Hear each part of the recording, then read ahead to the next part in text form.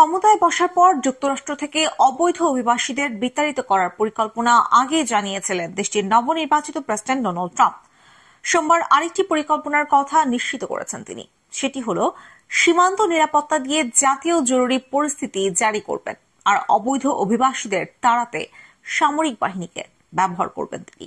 যুক্তরাষ্ট্রের বর্তমান president Joe বাইডেনের আমলে মেক্সিকোর সীমান্ত পেরিয়ে রেকর্ড সংখ্যক অভিবাসী যুক্তরাষ্ট্রে প্রবেশ করেছেন। এই নিয়ে অনেক আগে থেকেই চটে ছিলেন ট্রাম্প। সীমান্ত পেরোনো ঠেকাতে নিজের প্রথম মেয়াদে মেক্সিকো সীমান্তে প্রাচীর নির্মাণের কাজও শুরু করেছিলেন। এবারের নির্বাচনে তার অন্যতম প্রধান প্রতিশ্রুতি ছিল যুক্তরাষ্ট্রকে অবৈধ অভিবাসী মুক্ত করা।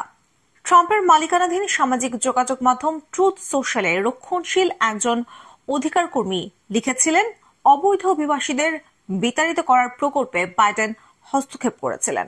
তা আবার আগের অবস্থায় ফিরিয়ে নিতে জাতীয় জরুরি পরিস্থিতি জারি ও সামরিক সরঞ্জাম ব্যবহারের প্রস্তুতি নিয়েছেন ট্রাম্প।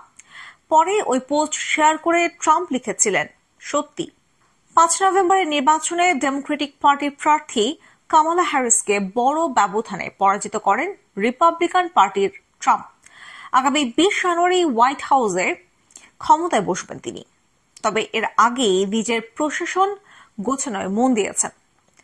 যুক্তরাষ্ট্রের সীমান্ত দেখভালের দায়িত্ব দিয়েছেন অভিবাসন বিষয়ে কট্টরপন্থী হিসেবে পরিচিত টম হোম্যানকে।